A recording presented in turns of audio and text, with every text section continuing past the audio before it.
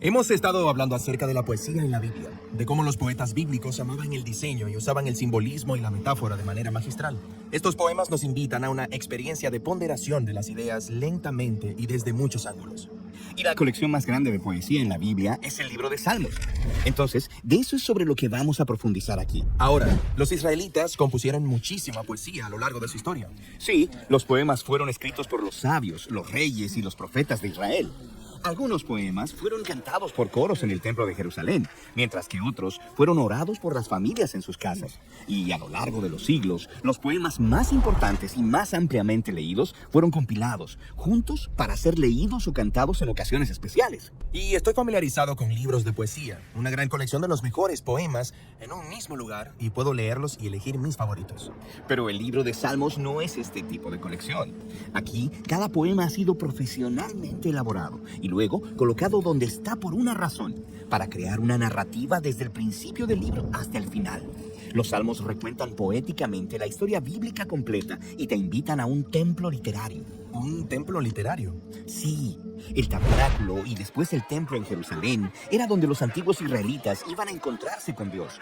Cuando llegabas, veías arte e imágenes por todos lados. Veías a los sacerdotes haciendo rituales, escuchabas canciones y oraciones. Todo esto proclamaba simbólicamente que tu Dios gobierna el mundo desde esta montaña y tú estás en su sala de estar.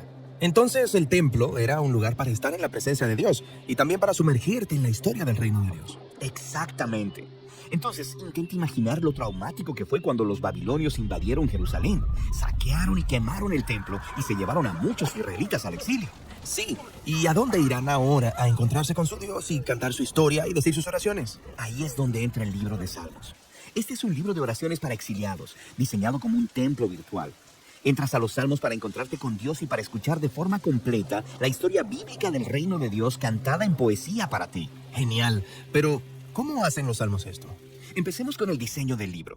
Hay 150 poemas divididos en 5 secciones claras. Al principio, se ha colocado una breve introducción, Salmos 1 y 2, que establecen los temas principales del libro completo repasando la narrativa bíblica. Ok. El Salmo 1 mira hacia el jardín del Edén y su río de la vida. Sí, Dios colocó a la humanidad en un jardín templo. Y aquí los humanos decidieron definir el bien y el mal en sus propios términos, así que son exiliados del jardín. Pero el primer salmo pinta un retrato de esperanza acerca de un hombre recto que se deleita en la sabiduría de Dios, llamada Torá o instrucción. Esta persona es como el árbol de la vida en el jardín templo. Florece eternamente porque está plantado en el río de la vida, en Dios. Sí, eso es hermoso, pero ¿quién se supone que es? Bueno, ¿recuerdas esa historia en Génesis después de la rebelión necia de la humanidad? Dios hizo una promesa. Ah, cierto, un humano futuro, la simiente de la mujer que vendría y derrotaría al mal y restauraría el mundo. Y de esto se trata el Salmo 2, la promesa de Dios de que un rey del linaje de David vendría. Se le llama el Hijo de Dios y el Mesías. Dios lo designa para traer justicia sobre la maldad humana y restaurar el reino de Dios y la paz sobre las naciones. Entonces, los Salmos 1 y 2 introducen todos estos temas principales. Sí. Luego, el libro desarrolla esos temas a lo largo de las 5 secciones. Las primeras 2 exploran la complicada historia de David y de su familia real. La tercera sección se enfoca en la tragedia del exilio de Israel y la caída del linaje real de David. Pero luego, la cuarta y quinta sección reavivan la esperanza por el Mesías, un nuevo templo y el reino de Dios al otro lado del exilio. El libro termina con una conclusión de 5 partes, alabando a Dios por su fidelidad. Genial.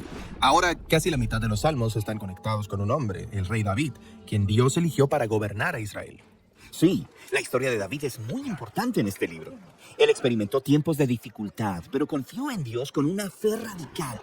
Y en esos poemas, David comparte sus miedos, confiesa sus fracasos y ofrece gratitud a su Redentor.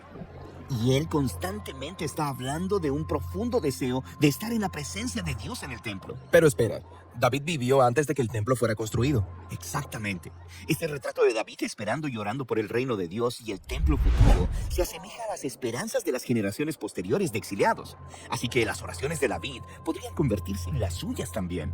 David es como un entrenador de oración, dándonos palabras para saber cómo orar y cómo descubrir la presencia de Dios en tiempos buenos y malos. Exactamente. Hay 73 poemas conectados a David, pero la mayoría del resto procede de generaciones posteriores de poetas bíblicos, y ellos habían aprendido a orar y a esperar como David.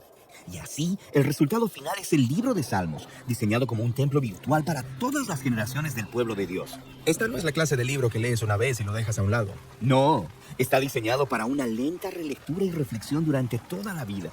Estas oraciones, lamentos y canciones de alabanza tienen el propósito de que sean nuestras. Son poemas para exiliados que están aprendiendo a vivir conforme a la sabiduría de Dios y a buscar la justicia de Dios en el mundo mientras esperan por el Mesías venidero y por el reino de Dios.